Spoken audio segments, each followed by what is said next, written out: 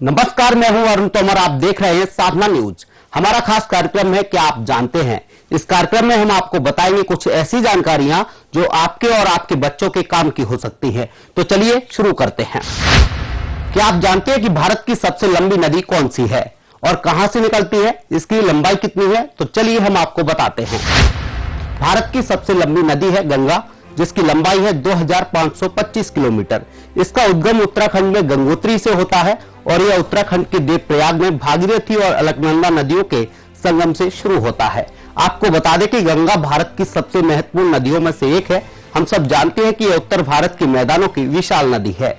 इसको उत्तर भारत की अर्थव्यवस्था का मेरुदंड भी कहा गया है। अंतर्राष्ट्रीय स्तर पर गंगा नदी का अंग्रेजी नाम गंगेजिक है। यह शताब्दियों से हिंदुओं की पवित्र और पूजनीय नदी रही है। यह विश्व की सबसे उपजाऊ और घनी आबादी वाले क्षेत्रों से होकर बहती है। पुराणों के अनुसार स्वर्ग में गंगा, मंदाकिनी और पाताल में भागीरथी के नाम से जानी जाती है। भारत की सबसे लंबी गुफा कौन सी है, क्या आप जानते हैं? तो चलिए हम आपको बताते हैं।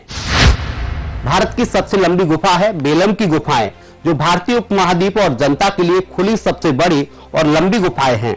यह आंध्र प्रदेश के कर्नल जिले में ऊपरी पुरा पाषाण युग में मिली गुफाओं में से एक है।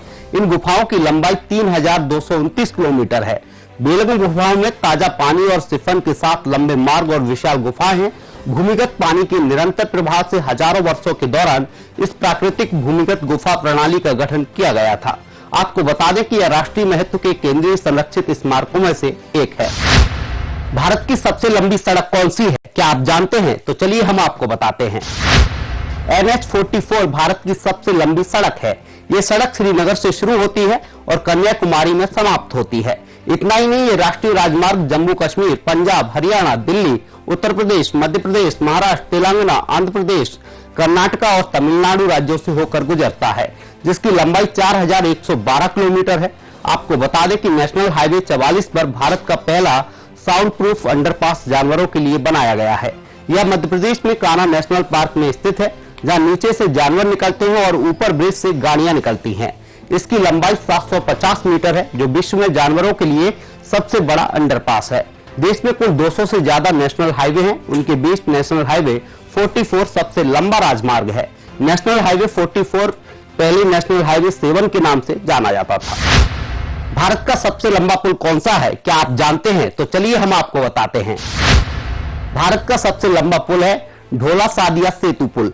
इस पुल को भूपेन हाजरिका सेतु पुल के नाम से भी जाना जाता है। यह पुल ब्रह्मपुत्र की सहायक नदी लोहित नदी पर बना हुआ है। इसकी लंबाई 9.15 किलोमीटर है। यह पुल असम और अरुणाचल प्रदेश को भारत के मुख्य भाग से जोड़ता है।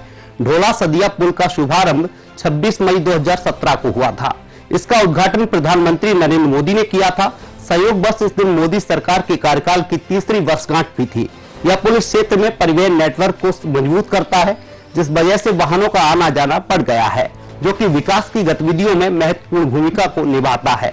इस पुल के निर्माण की वजह से औद्योगिक निवेश में भी बढ़ोतरी हुई है। इस पुल से क्षेत्र में पर्यटकों की संख्या बढ़ी है। आपको बता दें कि अरुणाचल प्रदेश में कोई हवाई अड्डा नहीं है, जिस वजह से लोग सड़क के माध्यम से इस क्षेत्र में आते हैं। भारत का सबसे बड़ा मरुस्थल कौन सा है, क्या आप जानते हैं? तो चलिए हम आपको बताते हैं।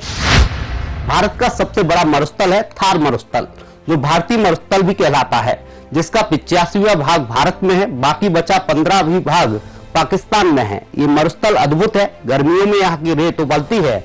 इस मरुभूमि में 52 डिग्री सेल्सियस तक तापमान रिकॉर्ड किया गया है, जबकि सर्दियों में तापमान शून्य से नीचे चला जाता है, जिसका मुख्य कारण है यहाँ की बालू रेत, जो जल्दी गर्म और जल्दी ठंडी हो जाती है। थार मरुस्थल में एकमात्र लूनी नदी पाई जाती है। इस क्षेत्र में वर्षा प्रतिवर्ष करीब 100-500 मिलीमीटर जुलाई से सितंबर महीनों के बीच होती है। वर्षा यहाँ काफी कम मात्रा में होती है, जो कि 4 सेंटीमीटर से लेकर 20 सेंटीमीटर तक होती है। थार में मई तथा जून के महीने में सबसे गर्म होते हैं, जिनमें तापमान 50 डिग्री सेल्सियस तक पहुंच जाता है। जनवरी का महीना सबसे ठंडा होता है, जिसमें तापमान 5 डिग्री सेल्सियस से 10 डिग्री सेल्सियस के मध्य बना रहता है तथा ओलावृष्टि की संभावना भी बनी रहती है। थार मरुस्थल में राजस्थान में संभार, कुचामन, डिडवाना, पचपड़, फलौदी तथा गुजरात में खरगोड़ा आदि खारे पानी की झीलें पाई जाती हैं। मानसून के दौरान ये झीलें पानी का संग्रहण करती हैं और बाकी के वर्ष में जल का वाष्पन करती हैं। भारत का सबसे बड़ा जंक्शन कौन सा है, क्या आप जानते हैं? तो चलिए हम आपको बताते हैं।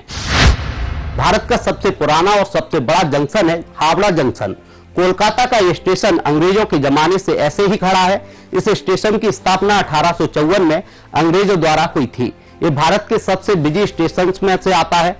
अगर आप पुरानी से लेकर नई फिल्मों को देखें तो हावड़ा जंक्शन कई बार फिल्मों में आया है और इसे कोलकाता की शान भी कहा जाता है। इस जंक्शन पर 23 प्लेटफॉर्म है। इतना ही नहीं, यहाँ से आने जाने वाले यात्रियों के लिए स्टेशन पर परिसर में ठहरने की भी व्यवस्था की गई है। यात्रियों की जानकारी के लिए डैशबोर्ड भी लगाए गए हैं। यहाँ से दिल्ली, आगरा, झारखंड, मध्य प्रदेश सहित कई प्रदेशों के लिए ट्रेनें मिलती हैं। भारत का सबसे बड़ा तालाब कौन सा है, क्या आप जानते हैं? तो चलिए हम आपको बताते हैं।